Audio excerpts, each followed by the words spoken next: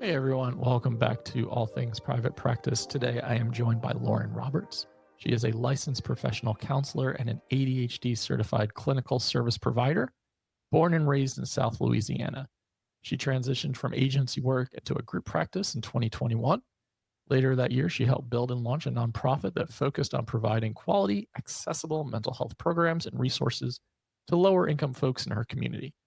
Over the next 2 years, she served as a clinical director for both the nonprofit and the associated group practice, mentoring and supporting counseling students and pre-licensed counselors as they explored how to show up authentically and sustainably in their work with clients. Now she primarily works as an individual therapist in her own private practice, helping fellow anxious, neurodivergent, and chronically ill misfits to empower themselves to set boundaries, develop radical self-compassion, and process pain to move towards a more authentic life that honors their values and needs. Additionally, she facilitates a free local support group for anxious neurodivergent folks learning to set boundaries, which has been meeting for 4 years. You can find Lauren online sharing memes, being silly, and approaching difficult topics to advocate for a more inclusive, radically kind world. Damn, I said it all and I didn't mess up. I I'm fuck so up titles impressed. all the time. I'm like, between dyslexia and just reading and doing 4 things at once, yeah, it's a mess. So welcome to the show. Hey, thanks for having me. Yeah, I hope that helps, regulate, and also sharing disappointing affirmations before recording is always a good way to start. Yeah, So, yeah. absolutely. I appreciate that we have the same weird sense of humor, you know? Super helpful. So you wanted to talk about therapists talking or not talking about politics and why it's important now so more than ever. I think those of you listening, for the most part, can't speak for all of you, would probably agree. So, why this topic and why now? So I think maybe it's also like part of this is like living in the South and seeing that like a lot of the people that are therapists in my area will do everything they possibly can to avoid it. Like if I go into the Facebook groups that are local and we talk about anything, if I bring anything up that could be perceived that way, I've gotten like direct messages from like veterans in the field here being like, no, we don't do that. We keep this completely politically, Yep. neutral. We've worked really hard for this. And I'm like, Yep. okay. But also like we are living in unprecedented, well, I guess they're not really unprecedented, but unprecedented times in their own way. Especially in And the era of social media, unprecedented. yeah, Yeah. absolutely. And so like people are scared right now. Like the clients that are reaching out to us are they want to know that the people that they're talking to are trustworthy, that are values aligned, that believe in similar belief systems. Even if it's not exactly the same, they want to know that they're going to be affirmed and appreciated and accepted Absolutely. for their own values and needs. So 100%. um, yeah, I see a lot of like hesitation from therapists about like I know like a lot of them want to talk about it, but they're worried that it's going to come across as like unprofessional or they'll be called unethical if they're sharing their own views about these things. And so, um, yeah, I think it's an important time for us to be actually standing up and showing, like modeling, I guess, what that looks like to advocate for ourselves, so our clients can see that it's okay to do that. Yeah, I agree 100%. Let's play a word association game real quick. So, you are in the therapist Facebook groups and someone says, I didn't get into therapy to be political. The response is what? An exaggerated eye roll. Yeah. Yeah. An My res- my exhausted res- soul. Yeah, that's my first response. My second response, which is probably a little bit more professional, um, is really that we don't existing is political. So it doesn't really matter Yep. if you have gotten into this field for to deal with these other things. If you have the ability to ignore all of this stuff, that's great for you. Yep. Um, but the reality is most of our clients don't. Yep. They don't have that luxury. And so doesn't really matter if this is why you got into the field. You're here now, and this is the reality that we're having to help people cope with. Absolutely. So I have had the All Things Private Practice Facebook group closed for almost 2 years. It actually Oh, almost really? on me a day or two ago by reopening. I had forgot to extend it, and I was like, oh, that would have been a bad surprise if I woke up this morning. But Oh no. towards the end of its run, we had about 15,000 therapists in there, and I would get that statement a lot. Because we would have a lot of conversations because I wanted it to be an anti-racist, all-inclusive space, and Yeah. you would sometimes get these shit weasels who would fall through the cracks somehow and end up in the group. When you have a group that large, just inevitable. And it would always be that conversation of therapy isn't political. I didn't join this group to talk about politics, blah, blah, blah, blah, blah. And every Right. time I almost had to have it on like a copy paste response, of like, therapy is political first and foremost. Second of all, read your fucking code of ethics and say it out loud, not just the parts that you agree with. Yeah. Third of all, Oh, go ahead. no, I was just say just don't cherry pick it. Like you follow all of it, not Exactly. just bits. Yeah, Yeah. exactly. You have to, like, if you're going to say this stuff with your whole chest, like, don't just cherry pick the stuff that you feel comfortable and confident saying out loud or that you agree with or disagree with. And the reality, like you mentioned several times, so many clients who are looking for therapy right now or need support are fucking scared. And if you move through this world in this moment right now without feeling any of those feelings and you're just like, nothing's really changed for me, or I don't have to think about it, that might just be some privilege peeking its head out and saying, like, you don't have to think about it. Right. I'm a cishet white man. I have a lot of privilege. If I don't tell Yes. people I'm autistic and ADHD, they would never know. Yeah, I feel that.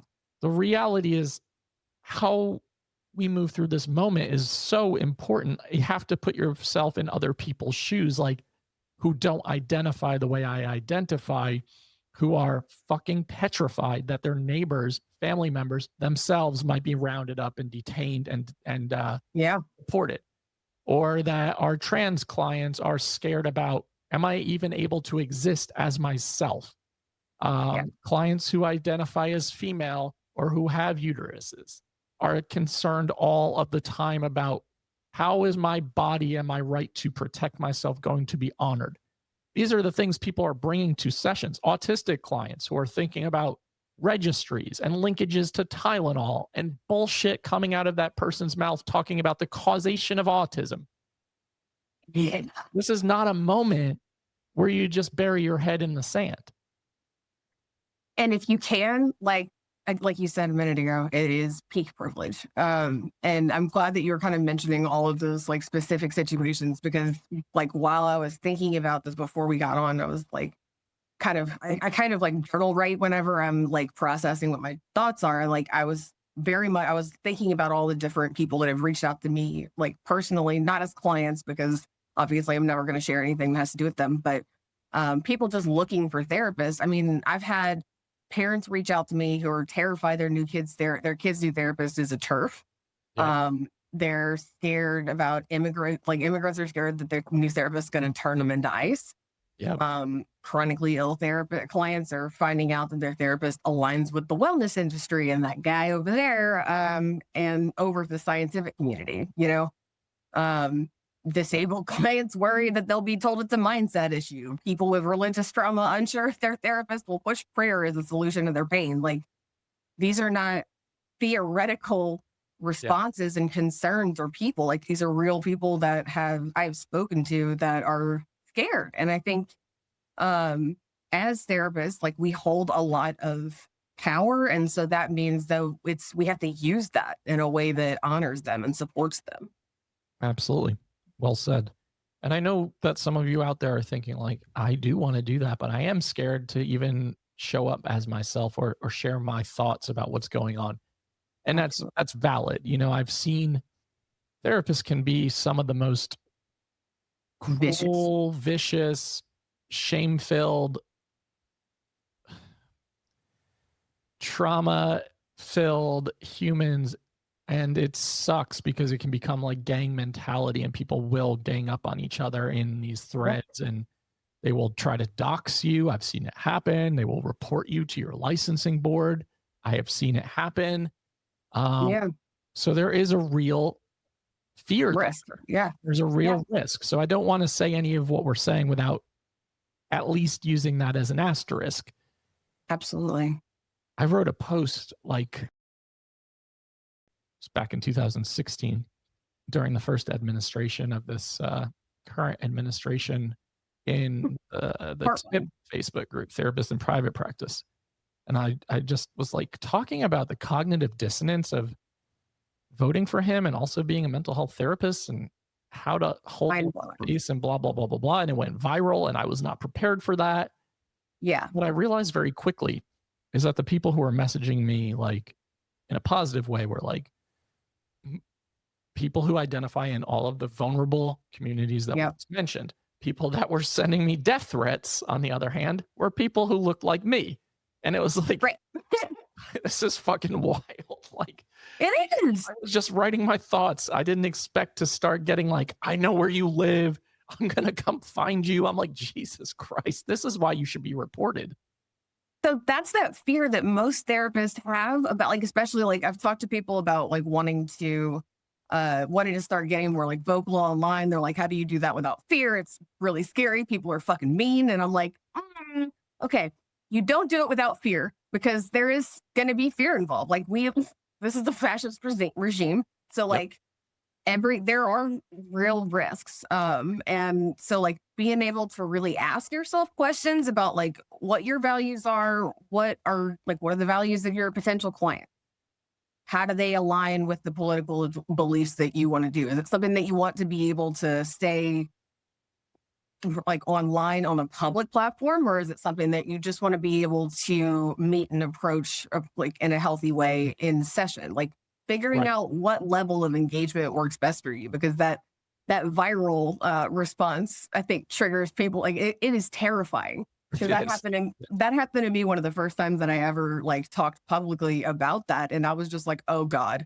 Yep. Oh God. Because I got all of these like, you're so unethical. I'm gonna report you, all this. And I'm like, yep. And if you don't know, like if you're not used to that, then it is, I mean, it's jarring because you're like, why would you feel that that's the appropriate response if I'm advocating for human rights?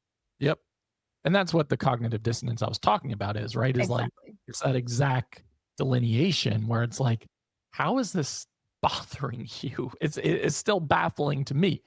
But yeah, you're right. You do have to mentally prepare for some of that. And that doesn't mean all of you are going to post things and they're going to get they're going to go way out of proportion. Like that's not the reality, but it can happen. Certainly something to protect yourself around. You can set boundaries around your social media.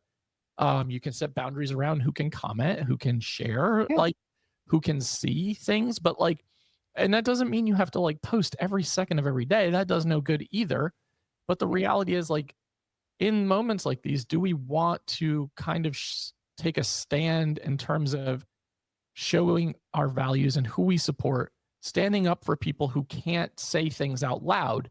And it's a very scary moment for a lot of people. And I think one real reality that is very unfortunate in this era of social media is people can say whatever the fuck they want and people can be ruthless. So it can be daunting.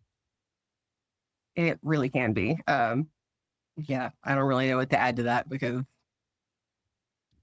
yes, it can be. I think also like not everybody needs to be the one to like speak up about these things, like you said, on social media. Like maybe, and I know like one of the big fears that people talk about too is like, what if I'm alienating certain clients? And that's a valid concern, right? So like, who is it that you're hoping to work with? Like, are you looking for a wider range of clients that maybe don't align with your same values and hopes? Like, what is it that you're actually looking for when you're seeking new clients? Like for me personally, I'm looking for people that are also liberation focused, that are trying to figure out how to deconstruct all of the internalized ableism, capitalism, racism, all of the things that have kind of kept us in this stasis and fear, right? But that's not going to be every client out there, and that's okay. No. So like, are you okay with not being the right therapist for everybody? I want to just say that you can't be the right therapist for everybody. Exactly. I don't think that as a human being working with other human beings, that you can be the right therapist and the right fit for everybody. I want all of you to hear that. I think we attract and repel based on how we show up. So if I was to go on your Instagram or your website, I'm going to either be attracted to working with you, right, based on how you show up and what you talk about, or I'm going to say, Lauren is not the person for me. And that is okay. And that That's the should goal. be how it goes Yeah. across the board. I just had Dr. 𝘁𝗸𝗄𝘆𝘀 on right before you. She runs the Black Sheep Therapist Academy. Yeah. And we were talking about this. And I say this all the time. And I believe that relatability equates to accessibility. I believe that 100%. I believe our niches are versions of ourselves. I also believe that there is someone for everyone. And I remember creating my group practice website a few years ago, and we curse a lot on the website. We want to be really authentic. We want to be really relatable. And my web designer at the time was like, you're going to turn off a lot of conservative minded people. And I was like, good, fuck them. I don't want them calling us anyway. Like, I'm okay with that. They can go somewhere else. We live in Western Carolina. Like, we're in Appalachia. Right. Somebody will be the right fit for them. They exist. Yeah, right. And so, here. and like say I have the same experience in Louisiana. Like I'm in South Louisiana. So like, and it's fascinating because if you look at just the difference between like New Orleans and Baton Rouge, like the availability of therapists for for more like left-leaning people is very, very different. Like in New Orleans, you can expect that. Like I'll go post something, like I'll see somebody post something real fucking brave on one of those Facebook groups in New Orleans, and they will get jumped on because they don't mess with it. But in Baton Rouge, you don't see that. People are a lot more timid and a lot more scared. And I think that is a really big like representation of how hard it must be for clients to figure out who is safe and who is not. Absolutely. Because, this is just the reality. I don't do private practice coaching anymore, but when I did, I edited a lot of bios like today's websites. They all look the fucking same. And if a client is scrolling through Psych Today, which basically feels like a match.com for therapy, and you're just looking at paragraph after paragraph after paragraph, and everyone says, I'm a trauma-informed therapist, and I'll walk alongside you, and blah, blah, blah, blah, blah. And nobody says anything that feels values aligned. It's really hard for a client to be like, oh, I don't know if I can talk to this person. I don't know if this person is going to be a safe person for me to confide in for 60 minutes at a time of my life. So, I mean, if we can think about it like that, and that's a great delineation, Baton Rouge, New Orleans, right? Thinking about if you are willing to put yourself out there a little bit and share a little bit about who you support, what you believe in, how you're going to show up, just know that those clients are out there looking for you. And they are scared to pick up the phone and call you because they don't know if you are going to be a safe person for them. Exactly. Like transparency it's the whole clarity is kindness thing, right? Like as clear as we can be about where we stand, then it gives people a lot more agency to make that decision for themselves. Absolutely. And I think this goes beyond the therapy room. And I want to, just say that for me, like I do a lot of retreat hosting and event hosting and a bunch of different income streams in my business. I have kicked out and banned former retreat attendees for being or being transphobic or like openly supporting Project 2025 and MAGA supporting. And people will be like, oh, never not throw me off, man. And it's like, well, this is my business. It's a coaching business. I can definitely determine who I want to be my client and customer and who I don't. Yes. I want you all to think about that because be really aware of where you're spending your money. For those of you who are signing up for courses and coaching programs and retreats, the values matter. Like values alignment there matters too. It's not just in the therapy spaces. And I think about that all the time. And I think about how certain people and certain values, they just do not feel congruent and based on what they show up with. So this matters all around. And I think that's what happens when we start to create brands and we start to create followings. Like, I want to be 100% transparent and be myself all the time. And I'm just going to show up and continue to say what I'm going to say. So it's just really important for me. But I also know that not every single person listening can do that. Absolutely. I'm curious, like, I kind of started being a lot more open about who I am and what my beliefs are and stuff, probably, I don't know, 2022, I guess. And I still have these like moments like after I hit post and I'm like, this is either going to be great or I'm going to get dogpiled. Like, For sure. if I don't know if they're going to like throw me out into traffic. Like, how exactly is this going to go? So how does that land for you? I struggle with it very much so. Yeah. I have a really sensitive system between like Same. my autism is like, I don't want to be perceived. And my ADHD is like, I have rejection sensitive dysphoria. So every time I post anything, I'm like, oh my God, I'm the worst human on earth and everyone's going to hate me. But I also acknowledge that the way I've developed a following over the last 4 or 5 years is consistency and showing up authentically. I get emails all the time where people are like, you fucking suck. I hate your stuff. Your voice is fucking terrible. And I'm like, okay. Can I put you on my website as a testimonial? Yeah. And I'm just like amazed at how bold people feel like they should just be able to speak to people however they want. But I've started to just find it funnier and funnier now. There are definitely times where posts get out of control and things get taken out of context. And that can be challenging too on social media where like things are happening. Neurodivergent people. Yeah. And, rapid second responses. And once something starts to like escalate and really build momentum, that thread or that post, that thing is like, it has its own life. Yeah, it does. But those life cycles always like fizzle out. They don't last forever. Yeah. So if you ever find yourself in the middle of that, for any of you listening, like it is overwhelming, but it's not going to be forever and it will fizzle out eventually and you can step away from it. And I think setting boundaries around this stuff is super important too, especially for your own self-preservation.